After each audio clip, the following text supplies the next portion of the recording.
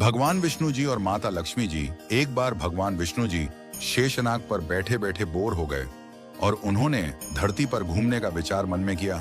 वैसे भी कई साल बीत गए थे धरती पर आए और वह अपनी यात्रा की तैयारी में लग गए। स्वामी को तैयार होता देखकर लक्ष्मी माँ ने पूछा, आज सुबह सुबह कहाँ जाने की तैयारी हो रही है? विष्णु जी ने कहा, हे लक्ष्मी, मैं धरती लोक पर घूमने जा रहा हूँ। तो कुछ सोचकर लक्ष्मी माँ ने कहा, हे देव, क्या मैं भी आपके साथ चल सकती हूँ? भगवान विष्णु ने 2 पल सोचा, फिर कहा एक शर्त पर, तुम मेरे साथ चल सकती हो। तुम धरती पर पहुंचकर उत्तर दिशा की ओर बिल्कुल मत देखना। इसके साथ ही माता लक्ष्मी ने हाँ कह के अपनी मनवा ली और सुबह सुबह माँ लक्ष्मी और भगवान विष्णु धरती पर पहुंच गए। अभी सूर्य देवता निकल रहे थे। रात बरसात होकर हटी थी। चारों ओर हरियाली ही हरियाली थी। उस समय चारों ओर बहुत शांति थी और धरती बहुत ही सुंदर दिख रही थी।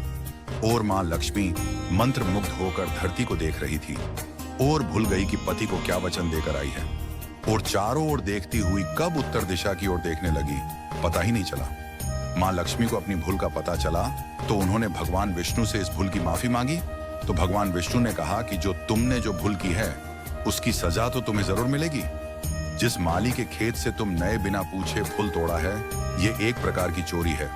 इसलिए अब तुम 3 साल तक माली के घर नौकर बनकर रहो। उसके बाद मैं तुम्हें बैकुंठ में वापस बुलाऊंगा। माँ लक्ष्मी ने चुपचाप सर झुकाकर हाँ कर दी। आजकल की लक्ष्मी थोड़े थी। माँ लक्ष्मी जब एक साधारण और गरीब औरत बनकर जब माधव के झोपड़ी पर गई तो माधव ने पूछा, बहन तुम कौन हो और इस समय तुम्हें क्या चाहिए? तब माँ लक्ष्मी ने कहा, मैं एक गरीब औरत हूँ। मेरी देखभाल करने वाला कोई नहीं। मैंने कई दिनों से खाना भी नहीं खाया।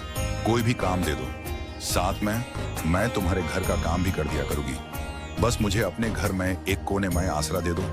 माधव बहुत ही अच्छे दिल का मालिक था। उसे दया आ गई, लेकिन उसने कहा, बहन मैं तो बहुत ही गरीब हूँ। मेरी कमाई से मेरे घर का खर्च मुश्किल से चलता है। लेकिन अगर मेरी 3 की जगह 4 बेटियां होती तो भी मैंने गुजारा करना था। अगर तुम मेरी बेटी बनकर जैसा रूखा सूखा हम खाते हैं उसमें खुश रह सकती हो तो बेटी अंदर आ जाओ। माधव ने माँ लक्ष्मी को अपने झोपड़े में शरण दे दी और माँ लक्ष्मी 3 साल उस माधव के घर पर नौकरानी बनकर रही। जिस दिन माँ लक्ष्मी माधव के घर आई थी उससे दूसरे दिन ही माधव को इतनी आमदनी हुई फूलों से कि शाम को एक गाय खरीद ली। फिर धीरे धीरे माधव ने काफी जमीन खरीद ली और सबने अच्छे अच्छे कपड़े भी बनवा लिए और फिर एक बड़ा पक्का घर भी बनवा लिया। बेटी और बीबी ने गहने भी बनवा लिए और अब मकान भी बहुत बड़ा बनवा लिया था। माधव हमेशा सोचता था कि मुझे यह सब इस महिला के आने के बाद मिला है। इस बेटी के रूप में मेरी किस्मत आ गई है मेरी। और अब 2 से 3 साल बीत गए थे, लेकिन माँ लक्ष्मी अब भी घर में और खेत में काम करती थी। एक दिन माधव जब अपने खेतों से काम खत्म करके घर आया तो उसने अपने घर के सामने द्वार पर एक देवी स्वरूप गहनों से लदी एक औरत को देखा। ध्यान से देखकर पहचान गया, अरे यह तो मेरी मुंह बोली चौथी बेटी यानी वही औरत है। और पहचान गया कि यह तो माँ लक्ष्मी है। अब तक माधव का पूरा परिवार बाहर आ गया था और सब हैरान होकर माँ लक्ष्मी को देख रहे थे। माधव बोला, हे माँ, हमें माफ कर। हमने तेरे से अनजाने में ही घर और खेत में काम करवाया है। माँ, यह कैसा अपराध हो गया है? माँ, हम सबको माफ कर दें।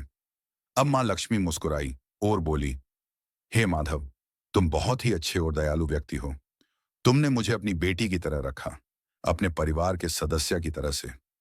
इसके बदले मैं तुम्हें वरदान देती हूं कि तुम्हारे पास कभी भी खुशियों की और धन की कमी नहीं रहेगी। तुम्हें सारे सुख मिलेंगे जिसके तुम हकदार हो। और फिर माँ अपने स्वामी के द्वारा भेजे रथ में बैठकर बैकुंठ चली गई।